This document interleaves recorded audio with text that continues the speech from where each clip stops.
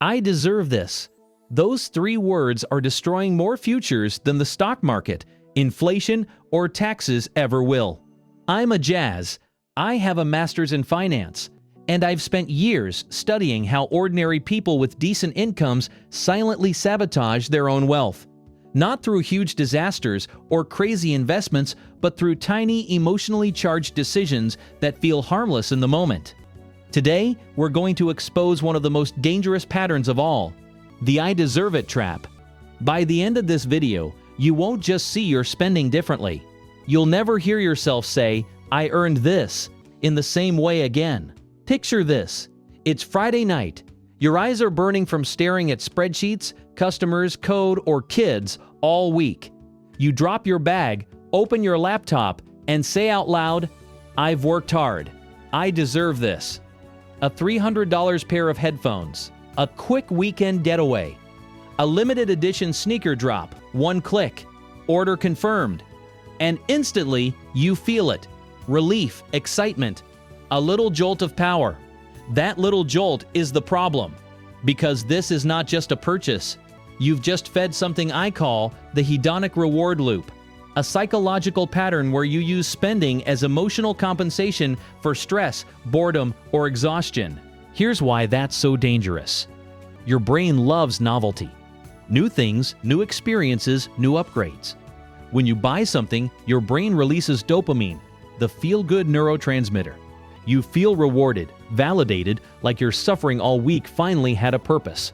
But that dopamine spike is short. Maybe 20 minutes of real buzz, a day or two of mild happiness. And then what happens? The new thing becomes normal. The headphones are just your headphones. The car is just your car. The upgraded apartment is just your place. You're right back at your emotional baseline, but your bank account is permanently lower. That's hedonic adaptation. You get used to a higher lifestyle, but you don't get permanently happier. Now I want to introduce you to Priya. She's not a real person. She's a composite of hundreds of real stories. Priya is in her early 30s, works a demanding job, earns decent money, and feels constantly tired. She's not blowing cash on Lamborghinis. She's not turning her apartment into a nightclub. She's just rewarding herself. After a brutal week, she orders in food instead of cooking. I deserve it. She books an upgraded hotel instead of the basic room. I deserve it. She impulse buys a new outfit because the week was rough. I deserve it. None of these feel reckless. They feel like survival. So one day, Priya decides to track just one category of spending. Everything she buys where the real reason is, I deserve it. Not essentials, not rent, not groceries. Only that phrase. She sets a rule. Every time she buys something, if the phrase, "I've worked hard, I deserve this," crosses her mind, even for a second, she logs it. Coffee upgrades, Uber instead of bus, food delivery instead of cooking, extra streaming services, a random gadget, that one skincare product she saw on Instagram. At the end of the first month, she totals it. $783 in 1 month. All justified by emotion, not by plan. At first, she shrugs it off. Okay, that was a stressful month. Next month will be lower. Except it isn't. Over 12 months, the number settles around that same average. Some months, it's 600. Some months, it's 900.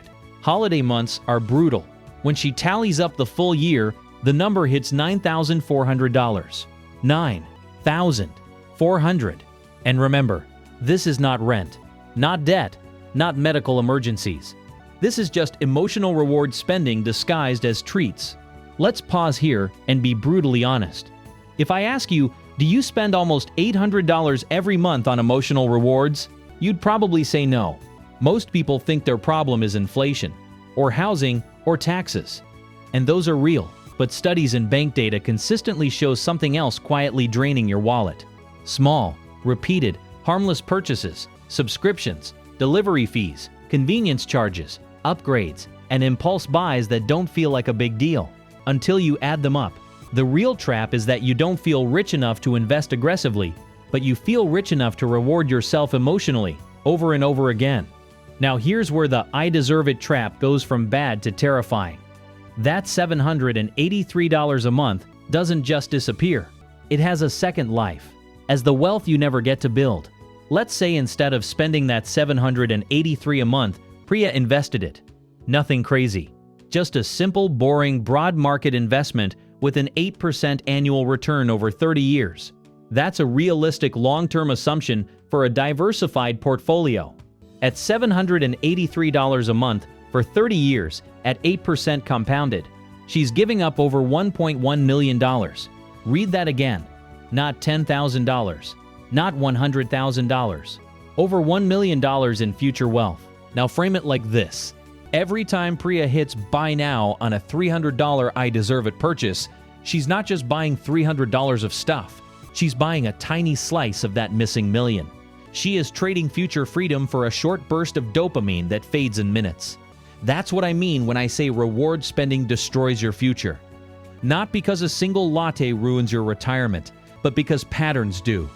The pattern of letting your emotional state drive your spending decisions is like a slow leak in your financial life. This is exactly what the dangerous illusion of being rich idea is about. A lot of people look rich. They've got the car, the phone, the watch, the vacation photos. But if you look behind the curtain, their profit margin, the gap between what they earn and what they keep, is razor thin. Hedonic adaptation kills profit margins. Every raise becomes an excuse to upgrade. Better car, better apartment, better restaurants, better vacations. On paper, they're successful. In reality, they're one job loss away from panic. Think about your own life for a second. Have you ever told yourself, once I make more money, I'll start saving seriously? Then the raise comes, and somehow your expenses chase it. You start ordering in more. You upgrade your phone because you deserve an easier life. You fly instead of taking the train. You promise yourself, I'll fix it later. That's lifestyle creep. And it's often wrapped in this emotional language of self-care and reward, which makes it feel noble instead of dangerous. Let's go back to that dopamine for a moment. Neuroscience tells us that your brain reacts strongly to anticipation. The moment between add to cart and order confirmed is where your brain lights up. You're imagining your new life with that thing. Better productivity, better sleep, better social life, better status. That imagined life is what your brain craves, not the object itself. Once the thing arrives and becomes part of your normal routine, your brain moves on and looks for the next hit. This is the hedonic reward loop. You feel stressed, tired, or underappreciated. You reach for a financial reward, buying something, upgrading something, outsourcing something. You get a short-term emotional high. You adapt to the new normal. You feel stressed again. Repeat. And because everyone around you is doing the same thing, it feels normal. Food delivery 3 times a week? Normal. 2 or 3 streaming services you barely watch? Normal. Buying clothes for motivation that you never wear? Normal. Upgrading your car the second your loan is paid off? Normal. The culture is not going to save you from this. You have to opt out consciously. Now, here's the part where a lot of finance content goes wrong. It starts shaming you. Stop buying lattes. Stop enjoying life. Stop everything. That doesn't work. You're a human being, not a spreadsheet. You need joy. You need treats. You need things that make the grind feel worth it. The point is not to kill enjoyment. The point is to separate intentional enjoyment from reactionary spending. Intentional enjoyment sounds like this. I love live music. I'm going to plan to spend X amount this month on concerts because it genuinely matters to me. Reactionary spending sounds like this. Work sucked today. I'm buying something. I don't even care what. One is a conscious decision aligned with your values. The other is an emotional reflex. On a bank statement, they both just look like debits. But in your life, they're completely different. Imagine 2 people who both spend $300 a month on non-essential fun. Person A is spraying that $300 across random impulse purchases, random clothes, random gadgets, random food delivery. They forget half of it a week later. Person B has a clear plan. $150 for experiences with friends, $100 for a hobby they love, $50 for truly spontaneous, whatever I feel like purchases. Same $300. Completely different return on happiness. Intentionality is what keeps spending from becoming a financial parasite. So how do you break the "I deserve it" trap without turning into a joyless robot? That's where the Reward Redirect Framework comes in. It has 3 parts: zero-cost rewards, a joy budget, and the 72-hour cooldown rule. First, zero-cost rewards. Your brain doesn't actually need money to feel rewarded. It needs novelty, progress, connection, rest. Start building a menu of rewards that cost nothing but still feel genuinely good. A long walk while listening to your favorite playlist. A phone-free evening with someone you care about. An hour reading a book you love. Watching the sunset. Going for a run. Deep cleaning your space and then enjoying how different it feels. This sounds basic, but here's the key. You must consciously label these as rewards. Literally say to yourself, "This is my reward for a hard week." You're teaching your brain that emotional relief is not automatically tied to spending. Second, create a joy budget. Not a normal budget where you feel punished and restricted. A dedicated guilt-free category called joy or fun or rewards. Whatever feels right. You pick a fixed monthly number that your future self can live with. Maybe it's $100, maybe $200, maybe $50 if things are tight.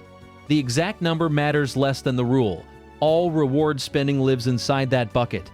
If it's gone by the 20th, you're done with emotional purchases for the month. If you want that $300 reward, you either save up across multiple months or you admit that it's not just a little treat, it's a major choice. This instantly exposes which purchases actually matter to you and which ones were just emotional noise. Hit like if this opened your eyes. Share it with that one friend who always jokes, "Retail therapy after a bad day." And tell me in the comments, what's one "I deserve it" purchase you're willing to give up, or at least delay, for your future self?